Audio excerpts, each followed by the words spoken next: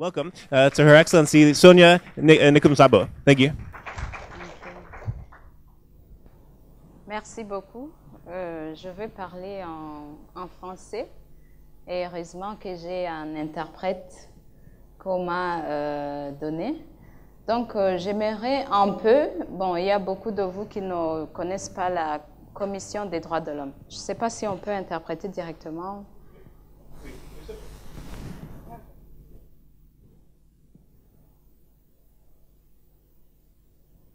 Peut-être on commence directement avec les PowerPoint, c'est pas grave. On demande à madame. So what we're going to do for the first section is have a live translation. I think you're saying a few words that are not on the PowerPoint. So she can translate that, and then we'll transition to the PowerPoint. So could you maybe offer a brief translation of what you just said? Ok, je voulais juste présenter la Commission nationale des droits de l'homme. So, Mrs. Sonia just wanted to introduce the Independent Commission on Human Rights because she thinks that some people might not know about it. Oui. Donc, les commissions des droits de l'homme sont nées des principes de Paris. Donc, ils sont nés par les principes de Paris. Donc, les membres de la Commission nationale des droits de l'homme sont élus par l'Assemblée nationale. The Independent Commission on Human Rights originated from the Paris Principle and members are elected by the National Assembly. Donc, nous sommes 7 commissaires au Burundi. Et moi, je viens des confessions religieuses. So there are 7 commissioners, and Mrs. Sonia is out of the religious, religious group. leaders. Alors, ce qui est contraire aux autres associations, les commissions nationales des droits de l'homme sont financées par le gouvernement. Donc, nos fonds, notre budget vient du gouvernement, ce qui est contraire aux organisations de la société civile. So the budget comes from the government, which is different from the civil society's groups.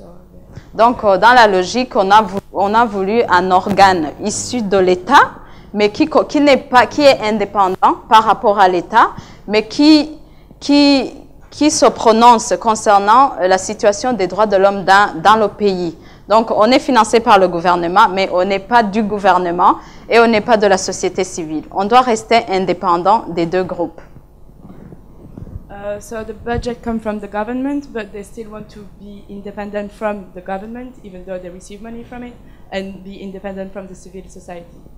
C'est pourquoi alors il y a un comité un comité appelé comité d'accréditation qui est basé à Genève, qui supervise si les commissions nationales des droits de l'homme sont conformes aux principes de Paris, si elles sont indépendantes et si elles sont libres par rapport au pouvoir de l'État. Il y a donc un comité d'accréditation qui donne les statuts. Il y a le statut A pour les commissions qui sont indépendantes, autonomes financièrement. Et il y a le statut B. Les commissions qui ont le statut B, ce sont des commissions qui ne sont pas indépendantes. Et les commissions qui ont le statut C, ce sont les commissions vraiment qui sont en dessous de la norme. Donc, on est supervisé par un organe basé à Genève sur notre indépendance concernant le monitoring des violations des droits de l'homme. So the commission is supervised by a committee based in Geneva, and they're part of the status A, which is independent. Is that right? Oui. Les commissions qui ont le statut A, ce sont des commissions qui remplissent les principes, qui sont conformes aux principes de Paris, qui sont indépendantes financièrement et qui sont libres à l'égard du pouvoir de l'État, qui peuvent travailler et faire le monitoring des violations des droits de l'homme dans le pays. Et c'est l'excellence. Okay. The commission is part of status A, which is independent, free from government, and yes, acting on its own power. Oui. Et les commissions B, C, c'est ceux qui ne remplissent pas les normes des principes de Paris. And commission part of status B and C are not fulfilling the Paris principles. OK. Donc, on peut y aller directement avec le PowerPoint en anglais. Donc, les participants vont suivre sur le PowerPoint en anglais. Moi, je fais en français. Donc, j'ai commencé par les éléments du contexte au Burundi.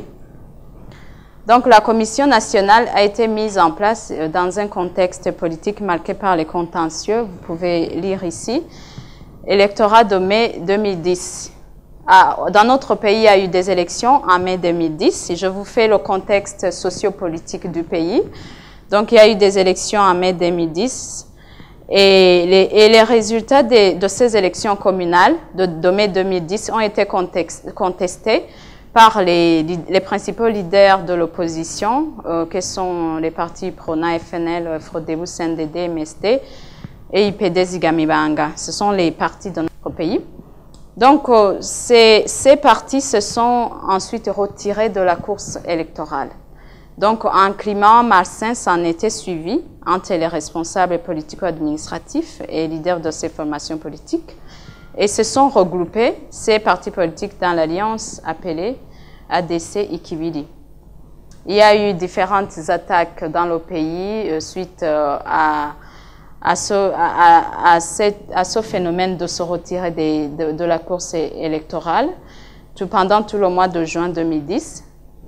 Et des membres de l'opposition soupçonnés de complicité dans ces forfaits ont été arrêtés et certains ont pris le chemin de l'exil. Ils ont pris le chemin de l'exil.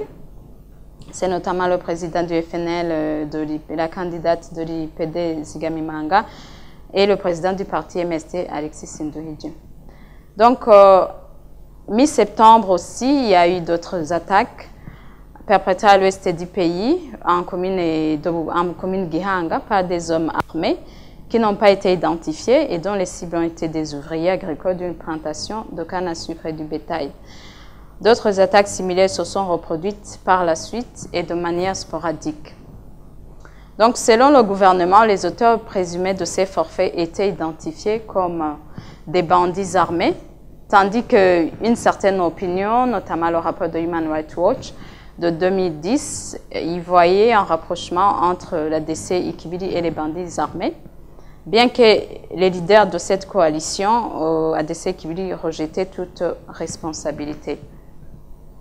Donc, en vue de faire face à cette violence, des actions ont été menées à travers la quadrilogie administration, force de l'ordre, population, justice dans les localités de la province de Bujumbura, d'où la mobilisation des populations à la base, y compris les membres du FNL pro-Gwassa. Donc, d'après les allégations recueillies auprès des victimes présumées qui ont saisi la CNIDH, les membres du FNL qui résistaient à cette mobilisation, donc des gens saisissaient la CNIDH. Les membres du FNL qui résistaient à cette mobilisation étaient considérés comme étant proches d'Agathon Rwasa et étaient pourchassés par des policiers et des agents du SNL ou par ce Service national de renseignement ou par certains membres de la Ligue des jeunes du parti au pouvoir. Donc, ces FNL qui sont venus nous saisir la CNIDH, disaient que leur déclaration était confirmée peu à peu disaient que leur argumentation reposait sur des cas d'autres membres des FNL qui étaient tués à Bujumbura rural au cours de cette période. Donc, leur déclaration était confirmée par le leader politique Agathon Rwasa dans un mémorandum qu'il a rendu public le 12 septembre 2011. Donc, mais les responsables administratifs et les policiers refutaient tout en reconnaissant quelques cas isolés de violations commises par des personnes isolées, mais se revendiquant proches des autorités policières et administratives. Donc, il importe de souligner que la CNIDH, la Commission nationale indépendante des droits de l'homme, n'a pas pu mener des enquêtes sur certaines allégations de violation des droits de l'homme, notamment celles en rapport avec les menaces et exécutions extrajudiciaires présumées. La raison était que la commission était tout à ses débuts et n'avait pas de moyens suffisants pour faire les enquêtes et les investigations. Sur le plan économique, du fait de la longue crise, la situation se caractérise par des faiblesses conjoncturelles et structurelles. La croissance n'a pas été à la hauteur des résultats attendus et en particulier à cause de la faible mobilisation des ressources Et en ce qui concerne même l'accès aux ressources, les inégalités se manifestent au niveau des genres. Les femmes n'ont pas accès aux ressources autant que les femmes et au niveau des régions. Et de façon plus prononcée au niveau des personnes vulnérables et se traduit généralement par des problèmes d'accès aux revenus, à la justice, à la terre, à l'emploi et aux services sociaux de base. Aussi le partage inéquitable de ressources entre hommes et femmes au sein du ménage, entre les membres des communautés dans leur diversité sociale, politique, économique, empêche la catégorie moyenne de pauvres de s'organiser pour mieux produire. Donc, concernant le droit à l'éducation et à la santé, concernant le droit à l'éducation et à la santé, les défis restent nombreux. Néanmoins, des efforts du chef de l'État et du gouvernement pour y faire face sont engagés à travers la politique de gratuité scolaire et de soins de santé pour les enfants âgés d'au moins de 5 ans. C'est pas ça. Again. Ah, ok.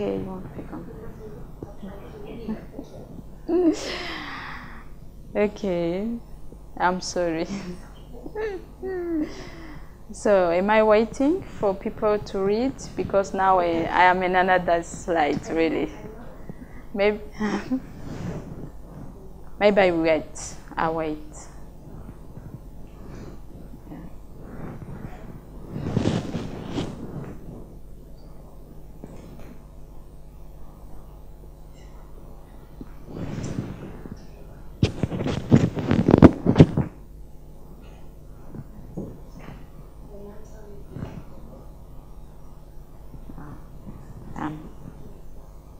Yeah, I'll wait for people to read.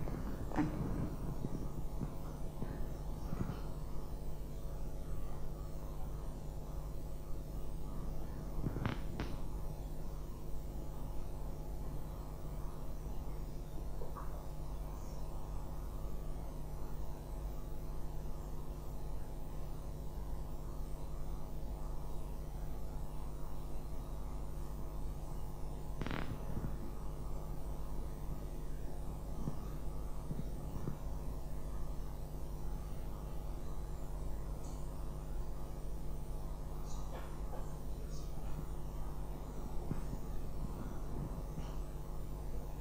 Okay, we are now there. Now we are. Donc, la commission, je vous parle maintenant de la Commission nationale indépendante des droits de l'homme. La mise en place effective de la Commission nationale indépendante des droits de l'homme sur base de la loi numéro 1/04 du 5 janvier 2011 avec l'élection de 7 membres par l'Assemblée nationale les 18 et 19 mai 2011 et l'aboutissement d'un processus qui aura duré plus de 4 ans. Les commissaires ont officiellement pris fonction par une prestation de serment le 7 juin, tandis que le lancement formel des activités a eu lieu le 16 décembre 2011. La composition est garantie d'indépendance et de pluralisme. Donc, la CNIDH est régie par une loi. Procédure de désignation, c'est par voie élective, donc c'est l'Assemblée nationale qui élit les commissaires et présente la liste au président de la République pour nomination. Représentativité, pluralisme et profil des membres. Il y a équilibre ethnique, donc on a, au Burundi, on a Hutu, Tutsi, Twa, mais maintenant, il n'y a pas un Twa encore, mais on espère que ça va venir. Donc, il y a équilibre ethnique, il y a équilibre régional. Moi, je viens d'une région appelée Bujumbura. Et il y a équilibre genre, il y a 3 femmes et 4 hommes. Représentation pluraliste des forces sociales concernées par la promotion et la protection des droits de l'homme. Donc, il y a des membres provenant des associations des droits de l'homme, droits de la femme, droits de l'enfant et confessions religieuses et professeurs d'université. C'est notre président, our president. He was swearing before the National Assembly. Il était en train de prêter serment devant l'Assemblée nationale. C'est tous les commissaires, les 7 commissioners, avec le président de with the president of the state. And, OK, ça c'est intéressant. Les compétences et attributions, il y a la promotion et la protection des droits de l'homme. Those are our missions in the commission. Protection et promotion des droits de l'homme. Conseiller les pouvoirs publics sur les questions des droits de l'homme et leur recommander les mesures susceptibles de garantir le respect des droits de l'homme. Promouvoir la ratification des instruments internationaux. Effectuer des visites des lieux de détention. Examiner les plaintes de violation des droits de l'homme. Mener des investigations et des enquêtes sur des questions des droits de l'homme. La coopération des institutions des droits de l'homme avec d'autres institutions et organisations nationales, régionales et internationales.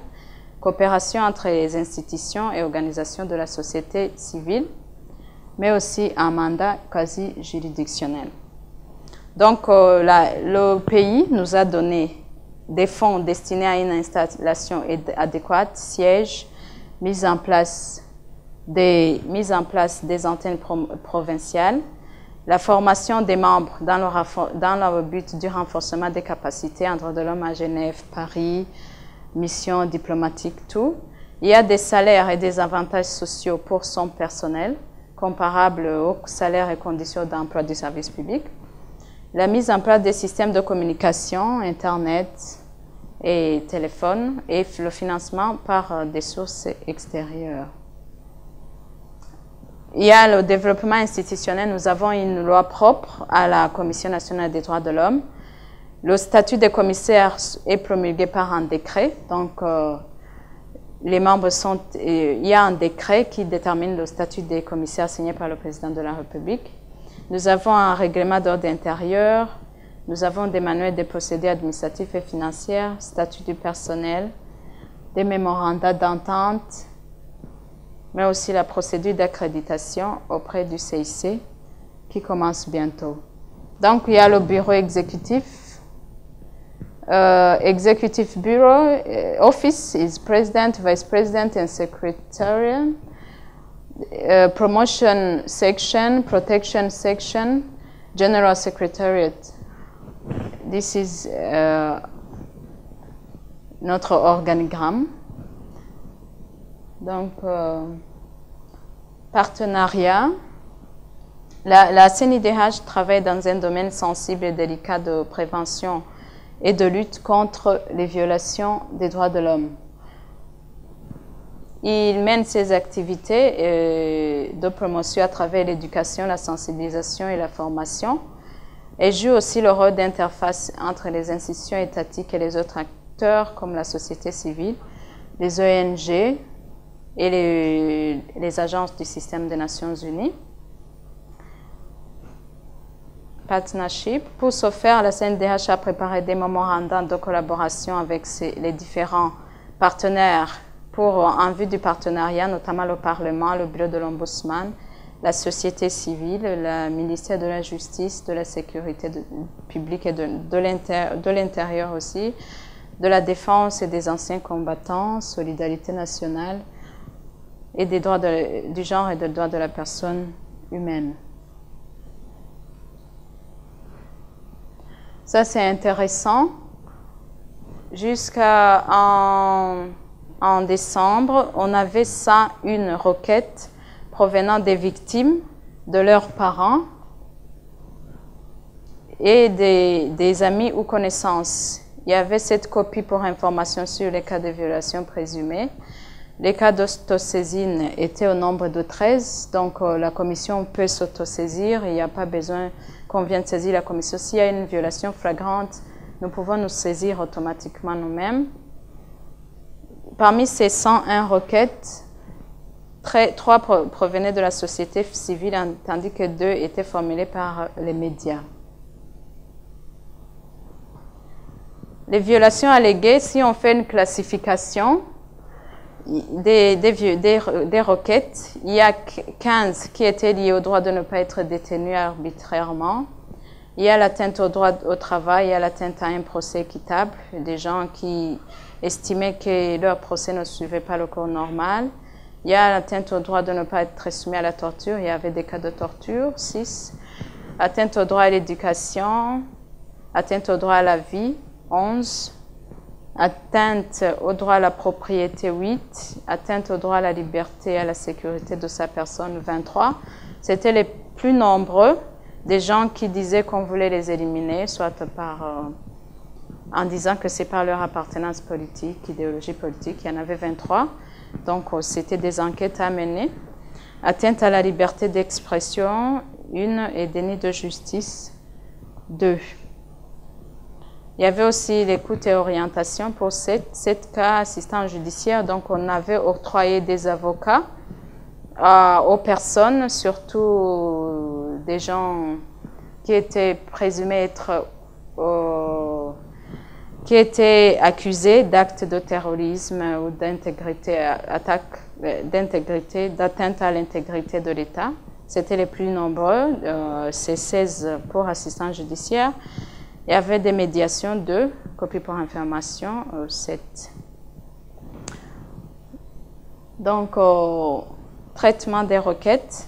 Sur les 108 saisines, 35 descentes d'enquête ou de vérification des violations alléguées ont été effectuées au cours de juillet à décembre 2011.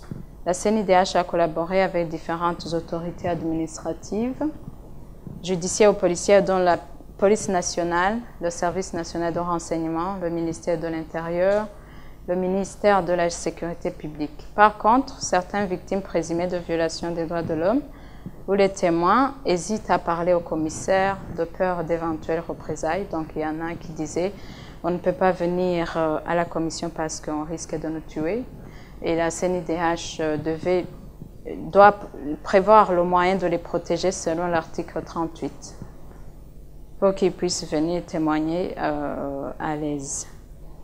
Donc, les bilans, cas illustratif de collaboration avec le Service national de renseignement. On a eu beaucoup à travailler avec ce service parce que la plupart des violations disaient que parlaient des gens du SO-service. Donc, les gens invoquaient une telle personne de ce service qui veulent atteindre à leur intégrité physique, mais on devait toujours chercher la vérité. Et la police nationale, le ministère de la Sécurité publique, le parquet, plusieurs rencontres avec les autorités du SNR au sujet des allégations de violation des droits de l'homme. Traitement du dossier. On a eu aussi 5 jeunes membres du FNL qui avaient pris refuge à notre institution. Donc, on devait les protéger, mais on devait aussi faire parce que notre institution n'est pas un lieu d'asile.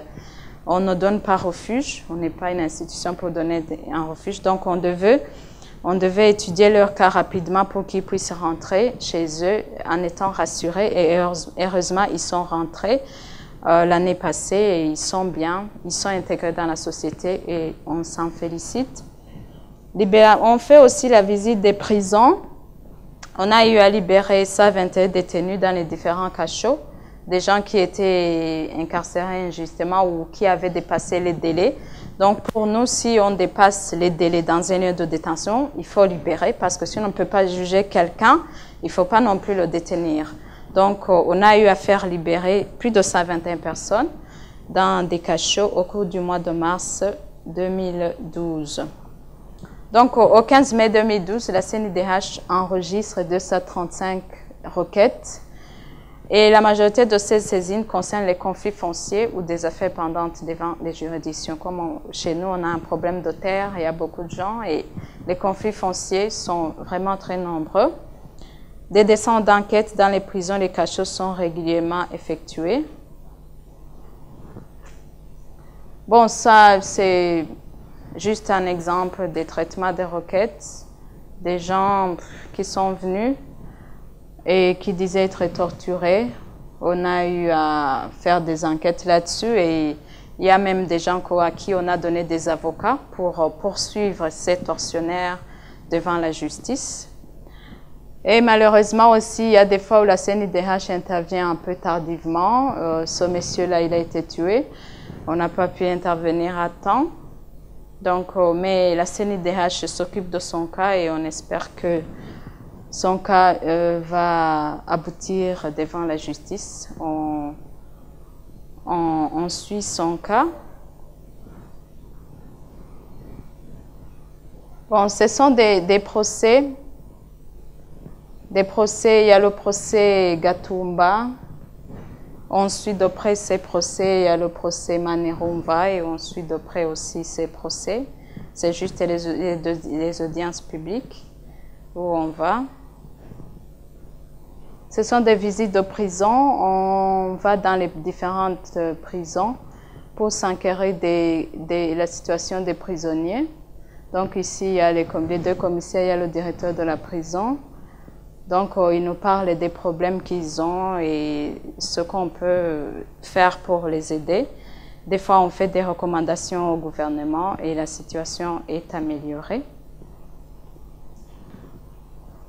Bon, ça, ce sont des cas de tuerie parce que au Burundi, il y a aussi un phénomène, des croyances traditionnelles de sorcellerie ou quoi.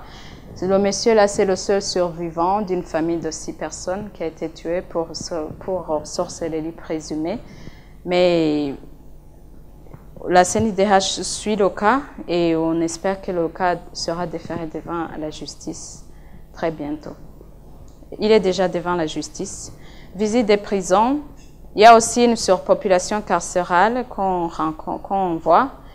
Mais on est en train, vraiment, le gouvernement s'est investi beaucoup. Il y a une politique de libérer les prisonniers qui est en cours. Il faut vraiment, le président de la République s'engage beaucoup pour faire libérer des prisonniers qui ne nécessitent pas d'être emprisonnés si tu as volé un chèvre ou quoi.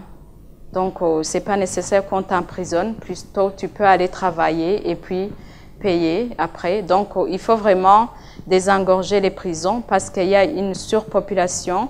Il y a des prisons qui ont plus de 130% donc, de prisonniers. La prison qui comptait comme la prison de Gitega, qui comptait 1474 prisonniers, alors que la capacité d'accueil était de 400. Donc, vous pouvez vous imaginer comment ces gens sont dans les prisons. Il y en a qui dorment alors que les autres sont debout, sont réveillés. Il y a un tour de rôle pour dormir. C'est très grave. Donc, vraiment, il faut que cette politique se fasse très concrètement pour désengorger les prisons. Et la CNIDH travaille beaucoup sur ça. C'est comme aussi, ici, il y a visite de prison de Makamba. Il y a une prison qui a une capacité d'accueil. Surtout les prisons des femmes sont les prisonniers femmes sont mieux traités que les hommes parce que les femmes ne commettent pas beaucoup d'infractions. Donc ici, il y a une capacité d'accueil. La prison d'Ongozi, elle a une capacité d'accueil de 200 personnes. Mais le nombre de détenues femmes, c'est 88. Donc là, c'est léger. Il y a un léger mieux. Les femmes, vraiment, ne commettent pas beaucoup les infractions. Bon, la prison de Makamba, on a fait des visites là aussi. Bon, prison de Rumonge, aussi des visites. Donc,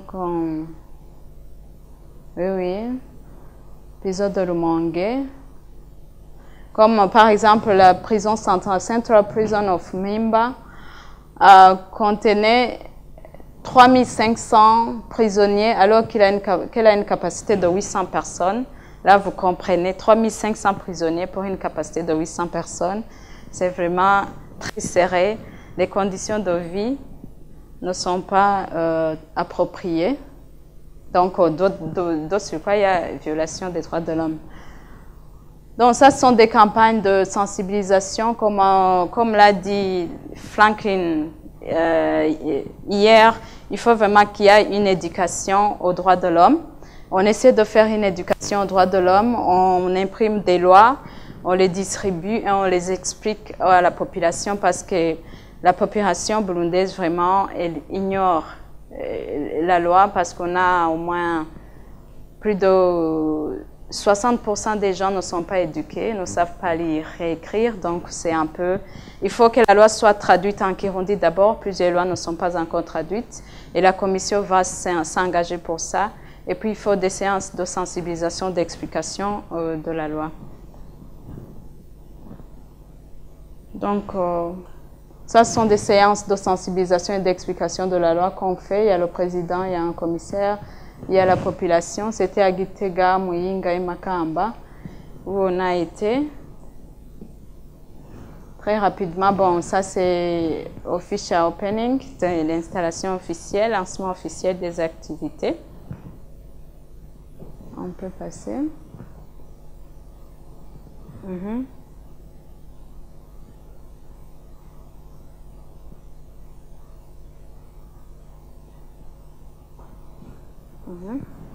OK, ça, les éléments du bilan, on a des opportunités, il y a la disponibilité, la bonne collaboration avec les institutions de l'État, vraiment, il y a une très bonne collaboration avec les institutions de l'État jusqu'ici.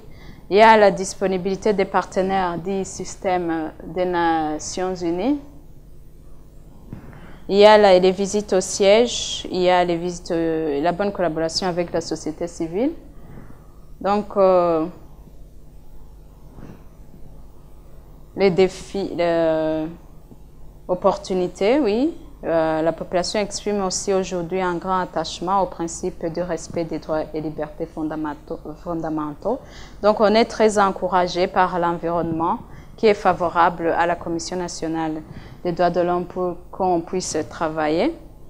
Donc, en conclusion, le démarrage a été difficile, mais des réalisations ont eu lieu. Donc, la Commission doit user de clairvoyance et de savoir-faire pour atteindre des résultats concrets avec le concours de tous ses partenaires. Donc, ici, je vois qu'on est encore aux opportunités.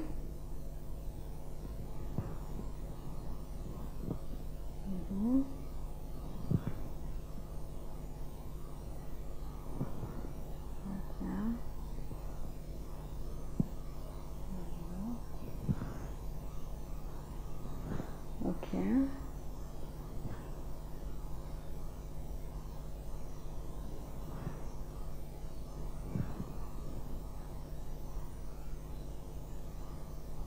Donc, pour les opportunités, vous le voyez, il y a la bonne collaboration avec l'État, il y a la disponibilité des partenaires, il y a les visites au siège des représentants des corps diplomatiques qui se fait régulièrement.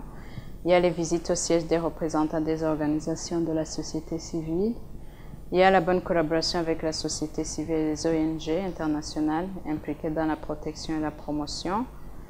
Et aussi, il y a la population qui a très soif et qui exprime un grand attachement au principe du respect des droits et libertés fondamentaux. C'est la conclusion. Donc, la CNIDH a démarré difficilement, mais il a eu des réalisations. Ce qu'il faut faire, il faut user de clairvoyance et de savoir-faire pour atteindre des résultats concrets avec le concours de tous les partenaires dont les approches peuvent des fois diverger pour faire cesser les violations des droits de l'homme. Il faut collaborer avec les institutions de l'État dans la réalisation de ces missions et les autres acteurs nationaux et internationaux, d'où la réalisation des mémorandums d'entente avec la société civile et l'Ombudsman et bien d'autres. Il faut renforcer les capacités des commissaires et des membres du personnel, en plus du partage et d'échanges d'expériences avec les autres commissions nationales en Afrique et dans le monde. Il faut aussi rester à l'écoute et au service des victimes des violations des droits de l'homme. Merci.